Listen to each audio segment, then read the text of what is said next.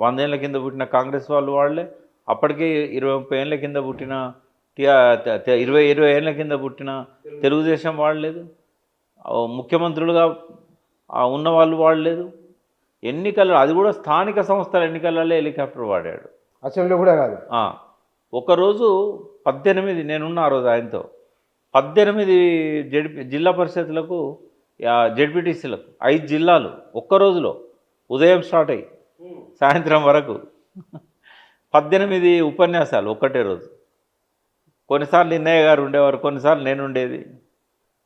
ఆయన ఒక ప్లేస్ నుంచి ఇంకో ప్లేస్ పోయేసరికి ఆ ప్రాంతం యొక్క విశిష్టత ఏంది, అక్కడ ఏం సమస్యలు ఉన్నాయి, ఇవన్నీ మేము రాష్ట్రంలో రాసి హెలికాప్టర్ ఎక్కగానే నెక్స్ట్ పోయేది కలవకుర్తి, అక్కడ ఈ సమస్య ఉన్నది, ఇట్లా ఇచ్చేటోళ్ళం అన్నట్టు.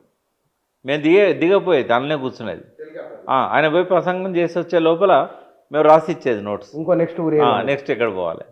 ఇట్లా ఆయన ఫలించింది. 87 జెడ్పీటీసీలు వచ్చినాయి, 2 జిల్లా పరిషత్తులు వచ్చినాయి, కరీంనగర్ వచ్చింది, నిజామాబాద్ వచ్చింది. ఇట్లా ₹1 లేకుండా మొదలుపెట్టాడు. ఆయనకున్న ఒక 2000 గజాల స్థలాన్ని ఎక్స్చేంజ్లో వచ్చింది. అది దాసర్లపల్లి దగ్గర ఆయనకు ఫామ్ హౌస్ భూమి ఉండే, అదంతా కూడా ఒక 2000 గజాలు పటాన్ చెరువులో ల్యాండ్ తీసుకొని ఆ భూమి ఇచ్చేసిండు. ఆ 2000 గజాలు అమ్మితే 97 లక్షలు వచ్చినాయి. అందులో కొంత ఇల్లు స్లాబ్, అదివరకు స్లాబ్ వేసి ఉండే 4 అంతస్తులు, ఆ స్లాబ్ వేసిన దాన్ని కంప్లీట్ చేసుకొని మిగతా డబ్బు దాదాపు 50-60 లక్షలు ఉద్యమానికి పెట్టాడు. ఆయన సొంత డబ్బులతో మొదలుపెట్టాడు. అందరూ కూడా అప్పులు ఇచ్చారు బాగా. ఈ అప్పులు కొంత కొండలరావు గారని ఇప్పుడు నవీన్ ఎమ్మెల్సీ వాళ్ళ ఫాదరు ఇంట్లో మీటింగ్ పెట్టిండు, వాళ్ళ కుల బాంధవులు అందరినీ పిలిచిండు. మనోడు ఉద్యమానికి పోతాడు, మనం సపోర్ట్ చేయాలంటే అక్కడ కొంత అమౌంట్ వచ్చింది. ఎంత వచ్చింది తెలియదు, అది ఎంత వచ్చింది, ఎందుకంటే ఓ విడతల వారికి వచ్చింది. అది అందరూ ఆ రోజు ఒప్పుకున్నారు, తర్వాత కొద్దిగా ఇచ్చుకుంటూ వచ్చారు.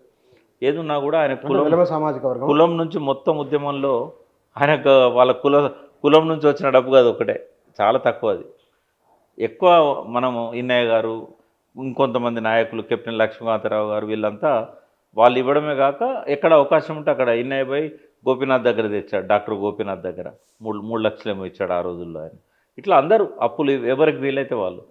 జిల్లా పరిషత్ చైర్మన్గా రాజేశ్వరరావు గారు ఉండేవారు కరీంనగర్కు, ఆయన సంపన్నుడు, ఆయన కొంత ఇచ్చాడు. ఇట్లా జిల్లా పరిషత్ మెంబర్స్ని గెలిపించుకోవాలంటే డబ్బులు కావాలి కదా. చేర్యాల ప్రతాప్ రెడ్డి, ఆయన కొంత ఇచ్చాడు.